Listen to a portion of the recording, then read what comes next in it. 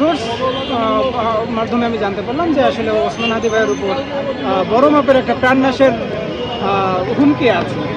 তো আমার মনে হলো যে ওসমান হাদি ভাইয়ের কাছে গিয়ে এই কথাটা বলা উচিত, কারণ উনি এর আগে সংবাদ সম্মেলন করেছেন, সংবাদ সম্মেলন করে বলেছেন যে প্রায় 30টা নাম্বার থেকে ওনাকে প্রাণনাশের হুমকি দেওয়া হয়েছে।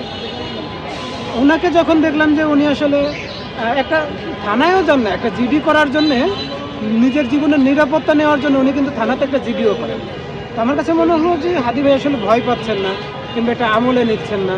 তখন আমি এই ঘটনার আগের দিন হাদি ভাইয়ের সাথে দেখা করতে এসে ওনার সাথে দুর্নীতি দমন কমিশনের ওখানে দেখা হয়ে যায়। হাদি ভাইকে বোঝানোর চেষ্টা করি, ভাই লাইফ রিস্ক আছে।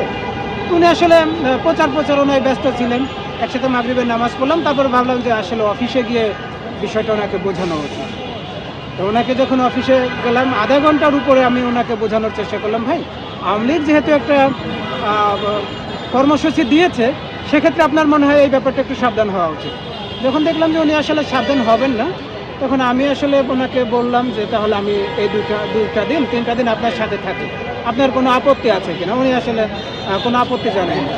আমি ঘটনার দিন সকালে রওনা করতেছিলাম, দেখলাম যে মেট্রো বন্ধ। আমি উত্তরার ওই পাশ থেকে আসি, মেট্রো বন্ধ থাকার কারণে আমাকে লোকাল বাসে আসতে হয়। আমি 10-15 মিনিটে আগেই এখানে পৌঁছার বুঝলো। আমি তখন সচিবালয়ের সামনে, তখন আমাকে আপনাদের গণমাধ্যমের কয়েকজন ছবি পাঠালো, ওনাকে রিকশায় করে নিয়ে যাওয়া হচ্ছে, রক্তাক্ত অবস্থায় ওনাকে গুলি করা হয়েছে। আচ্ছা, তো আমি একটু আপনি লাইভে দিন, আমার একটু প্রশ্নকে উত্তর হবে। কল দিলাম, করবেন শেষ করবেন।